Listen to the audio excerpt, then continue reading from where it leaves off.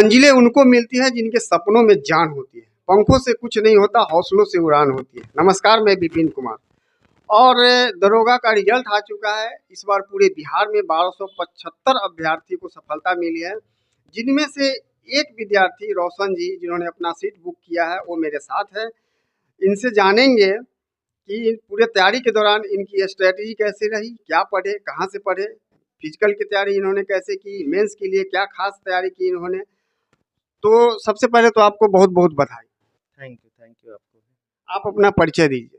मेरा नाम रोशन कुमार हुआ। मेरे पिताजी का नाम श्री लक्ष्मी शाह, माता का नाम श्रीमती इंदू देवी और मैं देसरी प्रखंड के भिखनपुरा गांव का निवासी हूँ। आपका एजुकेशनल बैकग्राउंड कैसा रहा और कहाँ से रहा? मेरा एजुकेशनल बैकग्राउंड शुरुआती का शिक्षा सारा मेरा गांव से ही हुआ। भिखनपुरा मिडिल स्कूल से मेरा शुरुआती मैंने शिक्षा स्टार्ट हुआ। उसके बाद 10th हाई स्कूल महनार से, उसके बाद 12th जेआरसी इंटर कॉलेज से, उसके बाद ग्रेजुएशन के तौर पे हमने बीटेक किया था और सिविल इंजीनियरिंग में बीटेक बिहार इंजीनियरिंग सरकारी कॉलेज बिहार इंजीनियरिंग से हम लोग कंप्लीट किए थे। बीटेक करने के बाद आपने दरोगा का सिलेक्शन कैसे किया तैयारी करने? देखिए, दरोगा मेरा कोई खास टारगेट था नहीं।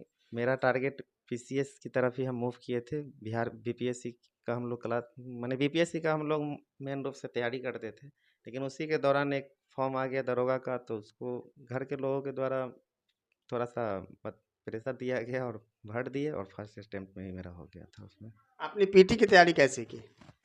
पीटी ऐसे खास मेरा प्रोस्पेक्टिव पूर्ण रूप से दरोगा प्रोस्पेक्टिव हम कुछ तैयारी किए ही नहीं थे। दरोगा का मुख्य रूप से अगर कहा जाए तो हम पूरा सेल्फ स्टडी ही किए थे। खुद ही हम अपना स्ट्रेटजी खुद ही क्वेश्चन बैंक के माध्यम से सब कुछ देख के और थोड़ा बहुत इधर ही देखे थे। दरोगा के लिए हम लोग ज़्यादा कुछ खास नहीं, ऐसे हम बीपीएससी का तैयारी करते थे तो उसी में साथ साथ हो गया था मेरा। और इसके लिए थोड़ा बहुत हम लोग लुसेंट एक आता है लुसेंट, खैर बुक के बारे में तो अब बाद में बताएंगे, बाद में बताना है। मेंस की तैयारी के लिए आपने क्या प्लानिंग किया, क्या खास अलग किया? जैसे मेंस पहले हम पीटी से ही बता देते हैं। पीटी के लिए हमने थोड़ा सा पीटी जो होता है वो थोड़ा सा ब्रॉड, मेरे अंदाज से किसी भी एग्जाम का जो होता है पीटी थोड़ा ब्रॉड है, उसका एरिया थोड़ा फिक्स नहीं होता है, बहुत ज़्यादा एरिया तक क्वेश्चन पूछा जाता है। पीटी के लिए मैंने ऐसे पूरा जनरली हम लोग बीपीएससी का तैयारी कर रहे थे तो थोड़ा कम इधर मेहनत करना पड़ा था हमको। पीटी के लिए थोड़ा बहुत हम लोग लुसेंट से मैंने लुसेंट को कवर हल्का किए थे। उसके बाद है जो करेंट के लिए, करेंट बहुत ज़्यादा मेन प्ले रोल करता है अभी के एग्जाम के लिए। करेंट अफेयर्स के लिए हम लोग एसपीडी भी पढ़े थे और उधर बीपीएससी के लिए हम लोग थोड़ा सा करते थे, तो उधर से भी हो जाता था, लेकिन इधर से करेंट अफेयर के लिए हम लोग एसपीडी किए थे। और उसके बाद आता है मेंस। मेंस के लिए मेंस का जो होता है सिलेबस थोड़ा अलग टाइप का होता है। प्री में जो होता है जो जीके रीजनिंग मैथ से उतना होता नहीं है, लेकिन मेंस में है जो इस साल से लगभग 1-2 साल से इधर इधर के पैटर्न में हम देख रहे हैं कि मेंस में है जो रीजनिंग और मैथ भी 30 क्वेश्चन के लगभग पूछ दे रहा है। तो रीजनिंग मैथ कोई खास होता नहीं है दरोगा में, बहुत ही आसान और बहुत ही नॉर्मल होता है। और मेरा एकेडमिक मैथमेटिक्स था तो थोड़ा सा दिक्कत भी कम हुआ था।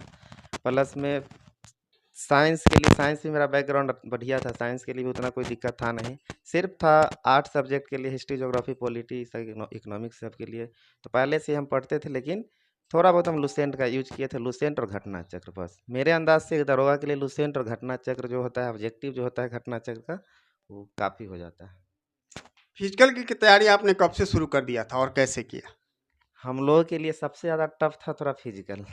फिजिकल कभी हम किए नहीं थे और फिजिकल मेरा मैंने बॉडी स्ट्रक्चर के कारण थोड़ा सा बहुत मदद भी मिला था इसमें। फिजिकल हम शुरुआत में हम गांव में ही रह के किए, कुछ दिन हम गांव आ गए थे, गांव में ही रह के कुछ दिन किए फिजिकल। जब मेरा दौर पूरा लगभग बन गया था, मेरे गांव में भी बहुत सारा दोस्त सब मदद किया था, आर्मी उर्मी का बहुत सारा बहुत गाँव में मैंने क्या कहते बगीचा सब में दौड़ता था तो वो सब बहुत सपोर्ट किया था मेरा दोस्त सब। और दौड़ मेरा जब कंप्लीट हो गया था तब थोड़ा दिन के लिए हम हाई जंप के लिए थोड़ा पटना चले गए थे, तो हाई जंप सीखने के लिए पटना से सीखे थे। पटना में कुछ स्पेशल ट्रेनिंग की? यस, थोड़ा सा ही, हमको ज़्यादा दिन हाई जंप नहीं, हमको हाई जंप थोड़ा सा यहाँ पे दिक्कत हल्का सा हो रहा था, तो हम तो मैंने 5-7 दिन में ही हम लोग हाई जंप सीख गए थे ऐसे मेन रूप से।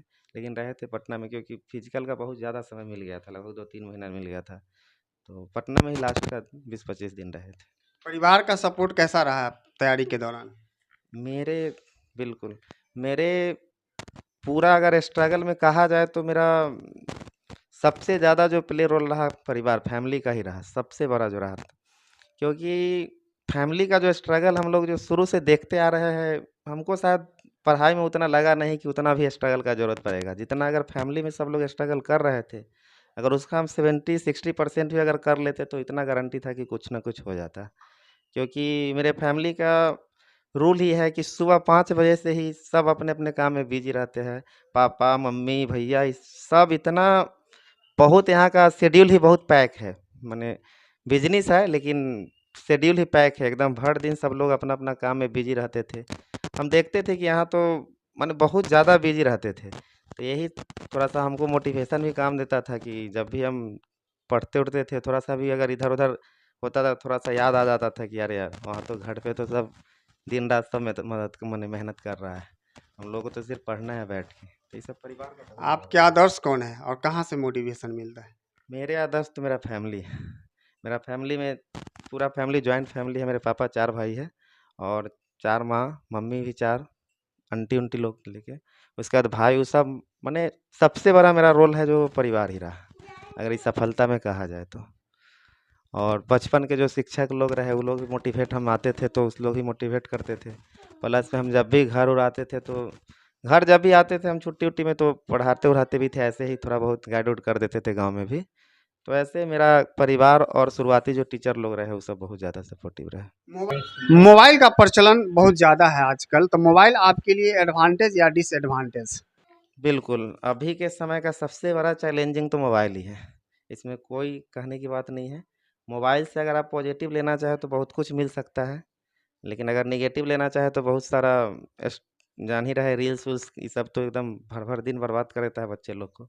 तो हम लोग मोबाइल से बहुत यूज़ किए थे, इसमें कोई शक की बात नहीं है। हम लोग करेंट अफ़ेयर ये सब जितना भी नया-नया जो इश्यू-उश्यू कुछ भी आता था, तो लोग हम करेंट अफ़ेयर ये सब के लिए मोबाइल का ही यूज़ करते थे जनरली। और बहुत सारा टॉपिक कुछ-कुछ होता है जो नहीं समझ में आता था, तो लोग मोबाइल से ही यूज़ करके हम लोग कितना घंटा पढ़ लेते थे आप मेंस के समय? देखिए, इसमें एग्ज़ाम में अगर घंटा कहा जाए तो मेरे लिए घंटा उतना इम्पोर्टेंट और मायने भी नहीं रखता है और मेरे अंदाज़ से है भी नहीं। क्योंकि हम लोग शेड्यूल को फिक्स करते थे और एक टारगेट बनाते थे। टारगेट बनाते थे और देखिए मेरा मेरा सफलता है मेरा दोस्त सभी 3-4 हम लोग 4 लोग बैठ के पढ़ते थे, एक ही जगह ग्रुपिंग करते थे। हम लोग क्लास-व्लास का ज़्यादा हम कभी किए नहीं थे, क्लास-व्लास पे उतना हम ध्यान भी नहीं दिए थे। ज़्यादातर हम लोग सेल्फ स्टडी ही किए थे। 4 दोस्त था, 4 दोस्त में भी सबका सिलेक्शन हो गया था, बढ़िया-बढ़िया पोस्ट में ही थे। हम लोग मेरा भी हो ही गया इस बार भी। तो मेन रूप से वहाँ पे हम पटना में ग्रुप ग्रुप डिस्कशन ऐसे ही करते थे क्योंकि पटना मेरा रहना मजबूरी था क्योंकि यहाँ घर में थोड़ा-सा माहौल था बिज़नेस का और बिज़नेस माहौल में थोड़ा पढ़ाई में हल्का-सा दिक्कत होता था। क्योंकि कभी भी कोई भी काम लगता तो बिज़ी हो जाते थे, इसीलिए हम लोग को सोचे कि नहीं-नहीं थोड़ा-सा अलग हटना ही पड़ेगा, इसीलिए हम पटना रहे थे और वहाँ ही ग्रुप डिस्कशन 4 लोगों में करते थे और यही मोबाइल-वोबाइल का तो ख़ैर बहुत ही लिमिटेड यूज़ करते थे। लेकिन आप जो बोले वही कि कितना घंटा पढ़ना चाहिए, तो मेरे अंदाज़ से इसमें घंटा का कोई मायने नहीं है, हम घंटा ही सब बोलना क्योंकि कोई स्टूडेंट जो होता है जिसका आईक्यू लेवल बढ़िया होता है, वो 1 घंटा में भी बहुत सारा का चीज़ को कंप्लीट कर सकता है। कोई है जो उसी चीज़ को 3-4 घंटा में भी कर सकता है, तो इसीलिए घंटा मेरे लिए उतना इम्पोर्टेंट था नहीं। हम एक टारगेट फिक्स करते थे कि इतना से इतना आज कंप्लीट कर लेना है, इतना से इतना आज खत्म कर लेना है, तो उसी के बेस पे हम लोग डेली करते नए स्टूडेंट को जो दरोगा बनना चाहते हैं, उनको क्या मैसेज देंगे आप? बिल्कुल, उसके लिए हम यही कहेंगे कि पेशेंस एकदम रखना है, एकदम हड़बड़ाना थोड़ा भी नहीं है, क्योंकि मल्टी स्टेज में ही एग्ज़ाम होता है, ऐसा नहीं है कि सिर्फ़ एक ही एग्ज़ाम दीजिए और जॉब हो जाए। इसके लिए है जो आपको प्री, मेंस, फिज़िकल माने आपको बार-बार हो सकता है कि असफलता का भी सामना करना पड़ सके। प्री के बाद मेंस, मेंस के बाद फिज़िकल क्योंकि 7 लाख लोग इसी के एग्ज़ाम में 7 लाख लोग थे और सीट मात्र 1200 था, तो कहीं न कहीं असफलता तो बहुत का हाथ लगता ही, लेकिन इससे कभी लूज़ नहीं होना है।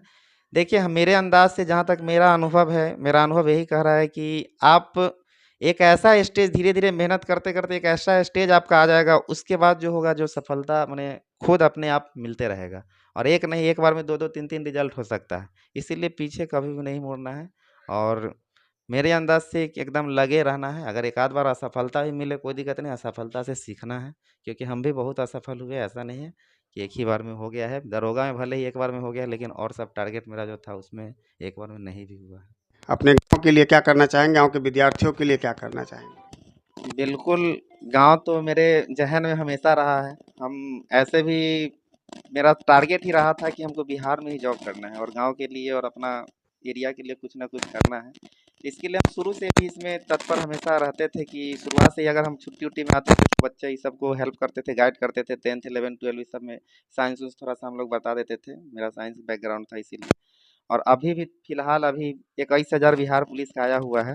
तो गाँव के बच्चे लोग, भाई लोग बहुत कल से स्टार्ट कर रहे हैं क्योंकि 7 अगस्त को है बिहार पुलिस का एग्ज़ाम स्टार्ट है 7 अगस्त से। तो इसीलिए सोचे हैं कि ऐसे ही भिखनपुरा मिडिल स्कूल के पास एक है जो क्लास ग्रुप डिस्कशन के तौर पे ही, क्योंकि समय कम है तो इतना ही दिन में थोड़ा लॉन्ग टाइम में 7 घंटा 8 घंटा का ग्रुप डिस्कशन करके और पूरा सिलेबस को कवर करके और हम लोग गाइड कर दे ताकि गांव के ही बच्चा कुछ निकले और गांव का नाम हो।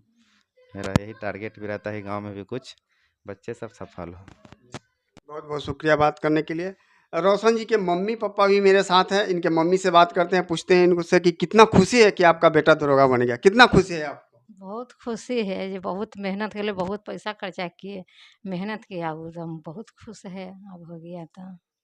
इनके पापा भी हैं साथ में, इनसे बात करते हैं। कैसा लग रहा है आपका बेटा अब दरोगा बन गया? आपने इतना मेहनत से पढ़ा, इतना खर्चा किया, आपको कैसा लग रहा है? वो सब वापस आ गए? हम लोग बहुत खुश है, पूरे परिवार खुश है, गांव खुश है, सब खुश है। जी धन्यवाद। रोशन जी के पड़ोसी भी मेरे साथ है, इन्होंने बहुत सपोर्ट किया है रोशन जी को। तो जानते हैं इनसे कि ये आपके गांव का लड़का दरोगा बना, आपका गांव का नाम रोशन हुआ है, कैसा लग रहा है? बहुत खुशी की बात है, पूरे गांव का खुशी की बात है जो दरोगा का जो हमारे गांव का लड़का निकाला है। तो पहला बच्चा है गांव का, तो इससे अच्छा और खुशी क्या मिल सकता है। खुशी तो हर गांव, पूरे माने गांव में अब खुशी का लहर है अभी। इनको देख के गांव के और बच्चों में प्रेरणा आएगी ना, और बच्चे तैयारी शुरू करेंगे ना, पढ़ेंगे ना? जरूर करेंगे।